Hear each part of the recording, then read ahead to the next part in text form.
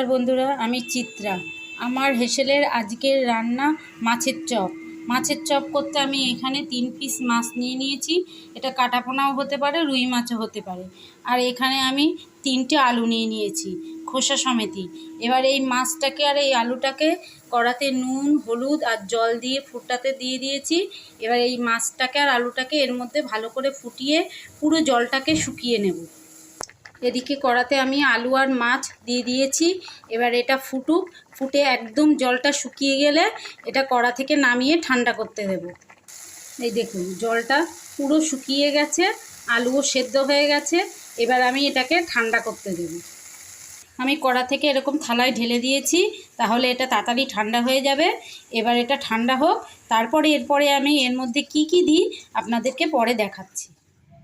এদিকে আমি এই আলুটাকে এইভাবে আলাদা করে খোসা ছাড়িয়ে মেখে নিয়েছি, আর মাছটাকে ভালো করে কাটা ছাড়িয়ে এইভাবে বেছে নিয়েছি। দুটোই ঠান্ডা হয়ে গেছে, আমি এই দুটো কাজ করে রেখেছি। আর এর সাথে আমি যা যা মেশাবো উপকরণ, এখানে পেঁয়াজ কুচি, লঙ্কা কুচি, আদা কুচি আর রসুন কুচি, আর সাথে দেব ধনেপাতা। এখানে আমি ধনেপাতার জন্য ছাদ বাগান থেকে আমার ধনেপাতা তুলে নিয়ে এসেছি। দেখুন বন্ধুরা, ধনে গাছগুলোতে কেমন ফুল হয়ে গেছে। এই দেখুন সুন্দর ফুল হয়ে গেছে, সব গাছগুলোতেই এইরকম ফুল হয়ে গেছে। আমি এবার ধনেপাতাটা কুচিয়ে সব উপকরণ দিয়ে ওটাকে মাখবো। এখানে আমি সব উপকরণগুলো এই আলু সেদ্ধ আর মাছ সেদ্ধর মধ্যে নিয়ে নিয়েছি।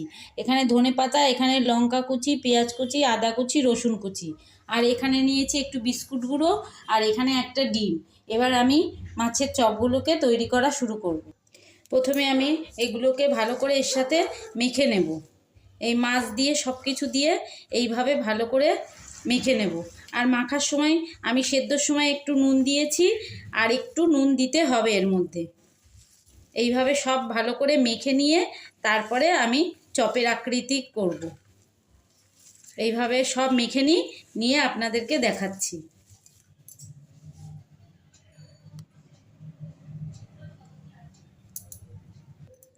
আমি এই রকম গোল গোল করে নিয়েছি, এইভাবে বল বল মতো করে নিয়েছি।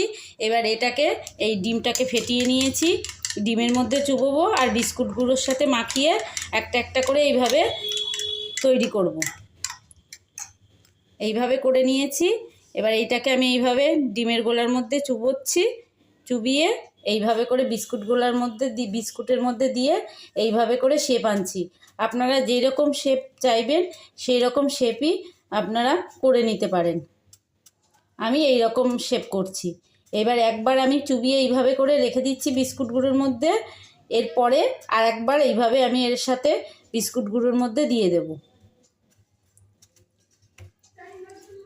এই যে এরকম করে আমি সব একটা একটা করে তৈরি করে নিই।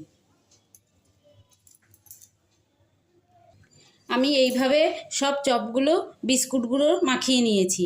এইভাবে মাখিয়ে আমি আধ ঘন্টা রেখে দেবো, তাহলে এইটা আরও শক্ত হবে।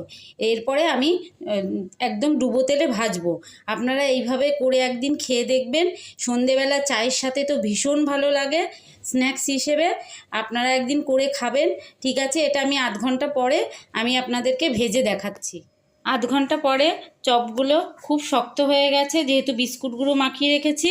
এদিকে আমি কড়াতে তেলটা গরম করে নিয়েছি। আমি এবার চপগুলো একে একে ভাজবো। কড়াতে আমি চপগুলো ছেড়ে দিয়েছি, এই দেখুন এইভাবে দিয়েছি। এবার এটা লাল লাল করে ভালো করে ভেজে নেব। আঁচটাও জোরে রেখে দিয়েছি। এটা লাল লাল করে ভাজা হোক, তারপরে আপনাদেরকে দেখাচ্ছি। আমি চপগুলো আমি ভেজে নিয়েছি, দেখুন কি সুন্দর হয়েছে।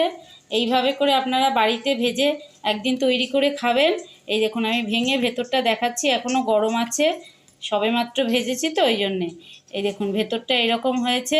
আপনারা একদিন এইভাবে তৈরি করে খাবেন, চায়ের সাথে ভীষণ ভালো লাগে।